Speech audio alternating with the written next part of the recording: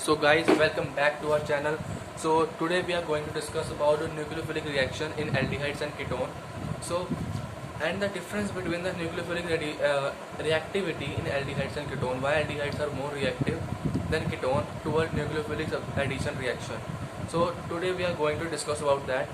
So if you have any query or request to make on a video on any topic, tell us in comment section. We'll make a video on it soon. So let's get started with our topic. Aldehydes are more reactive toward nucleophilic addition reaction than ketones. So there are two reasons. First reason is steric hindrance reason. The two alkyl group attached on both the side of the carbonyl atom in case of ketone offer steric hindrance, offer repulsion to the approaching nucleophile. So the whereas in case of aldehydes there is only one alkyl group attached to the carbonyl atom. So the nucleophile can easily approach to the carbonyl atom in case of aldehydes, while it have to suffer more repulsion and more steric hindrance in case of ketone. That's why the nucleophile have to suffer more repulsion in case of ketone than in case of aldehydes. Therefore, aldehydes are more reactive toward nucleophilic addition reaction than ketone.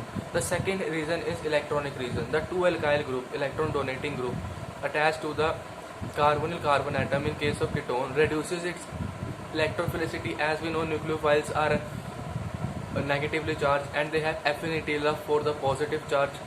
Up now, if the carbonyl group offer electrons to the carbonyl group, if the alkyl group offer electrons to the carbonyl group, so that its electrophilicity will reduce, its positivity will reduce and negativity will increase because they are electron donating. They will donate electron to the carbonyl group in ketone, so its electrophilicity will get reduced. That's why the approaching nucleophile which want negative charge, which want positive charge, doesn't find any positive charge on carbonyl atom in case of ketone, while in case of aldehyde there is only one electron donating group which give less electron to the carbonyl atom and reduces its electrophilicity to less extent. That's another reason that aldehydes are more reactive than ketones toward nucleophilic addition reaction. So these are the two reasons. First, the two alkyl group attached to the carbonyl carbon atom in case of ketone offer steric hindrance to the approaching nucleophile. And the second reason is electronic reason. The two alkyl group are electron donating and they donate electron to the carbonyl atom in case of ketone and reduces electrophilicity. That's why the approaching nucleophile find it difficult to attach with carbonyl atom in case of ketone than in case of aldehydes. So these are the two reasons. Now we have discussed these two reasons. Now we can go through the reactions. The first reaction, mechanism. First of all, we have to go through the mechanism. Now here carbon and oxygen atom. Oxygen is more electronegative, so it will have partial negative charge, and carbon has partial positive charge. Now if the double bond shift, then the oxygen will get the bond because it is more electronegative. So oxygen will have negative charge and carbon will have positive charge.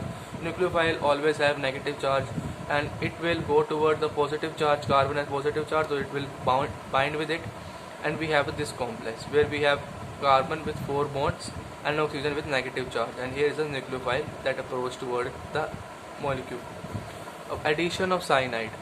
By addition of hydrogen cyanide to carbonyl group, now see, if it has negative charge, as we told that nucleophile have negative charge and it will crave toward the positive charge, so it will bind to the carbon atom as we have discussed in the mechanism.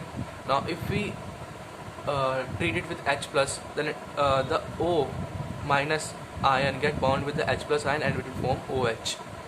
This compound is called cyanohydrin because it has cyanide and alcohol group OH, hydroxide group and cyanide group. That's why it's called cyanohydrin.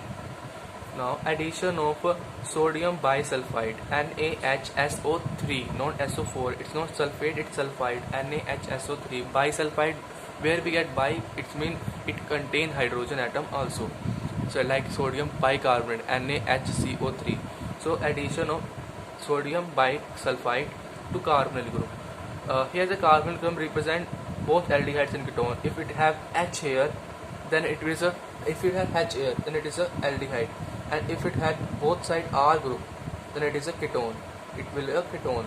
If at both the side R group, then it work as ketone. If it have one side hydrogen atom and one side alkyl group, then it form a aldehyde. So here we have generally take as a this carbonyl group only.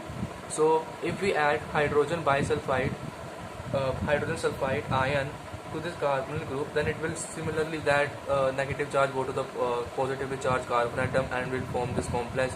Then if we treat it with positive ion, here in the case sodium ion, then it will form this complex.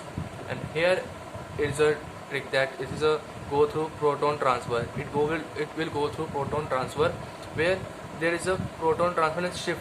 The hydrogen will go upward and the sodium will go back to sulfide ion and it form this compound.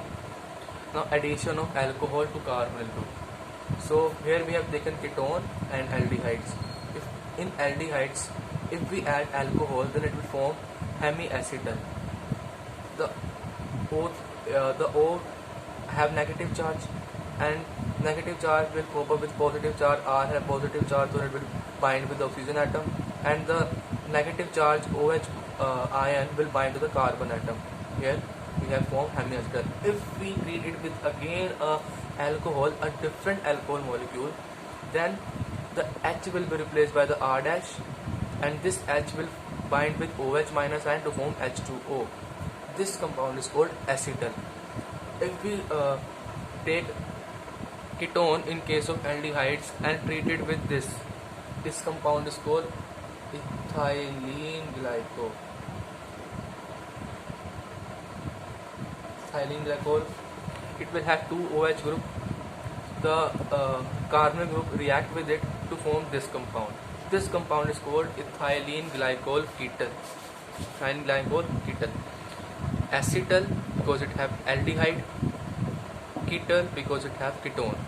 So we can see that there is CH3 group that were previously attached to the carbonyl atom, and the O CH2 OCH2. This CH2 and this hydrogen, two atom of hydrogen and form bond with this oxygen to release water.